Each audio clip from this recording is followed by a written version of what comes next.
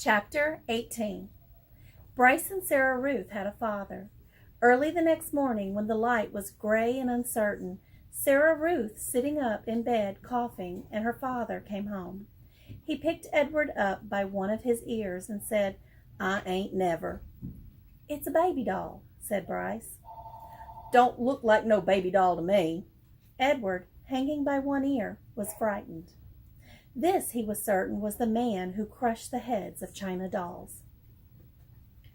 "Jangles," said Sarah Ruth between coughs. She held out her arms. "He's hers," said Bryce. "He belongs to her." The father dropped Edward on the bed, and Bryce picked up the rabbit and handed him to Sarah Ruth. "It don't matter anyway," said the father. "It don't make no difference. None of it." "It does so matter," said Bryce. "Don't you sass me," said the father. He raised his hand and slapped Bryce across the mouth. Then he turned and left the house. "You ain't got to worry about him," said Bryce to Edward. "He ain't nothing but a bully, and besides, he don't hardly ever come home." Fortunately, the father did not come back that day. Bryce went out to work, and Sarah Ruth spent the day in bed, holding Edward in her lap and playing with the box filled with buttons. "Pretty," she said to Edward, as she lined up the buttons on the bed and arranged them into different patterns. Sometimes, when a coughing fit was particularly bad, she squeezed Edward so tight he was afraid he would crack in two. Also, in between coughing fits, she took to sucking on one or the other of Edward's ears. Normally, Edward would have found this intrusive, clingy behavior very annoying, but there was something about Sarah Ruth. He wanted to take care of her. He wanted to protect her. He wanted to do more for her. At the end of the day, Bryce returned with a biscuit for Sarah Ruth and a ball of twine for Edward.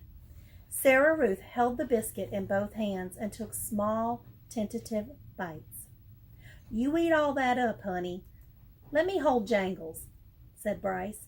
"Him and me got a surprise for you." Bryce took Edward off into a corner of the room, and with his pocket knife he cut off lengths of twine and tied them to Edward's arms and feet, and then tied the twine to sticks of wood. "See, all day I've been thinking about it," Bryce said. "What we're going to do is make you dance. Sarah Ruth loves dancing. Mama used to hold on to her and dance her around the room."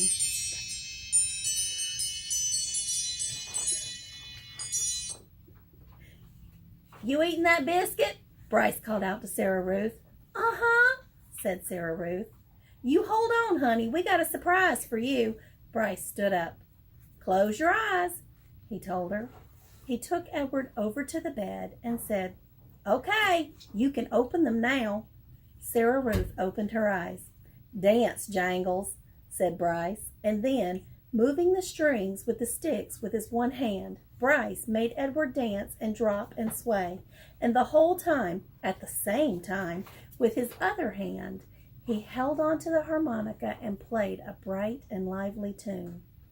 Sarah Ruth laughed. She laughed until she started to cough, and then Bryce laid Edward down and took Sarah Ruth in his lap and rocked her and rubbed her back.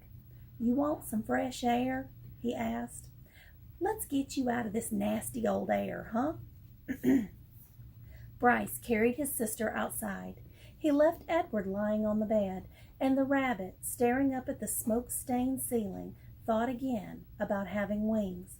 If he had them, he thought, he would fly high above the world till the air was clear and sweet, and he would take Sarah Ruth with him.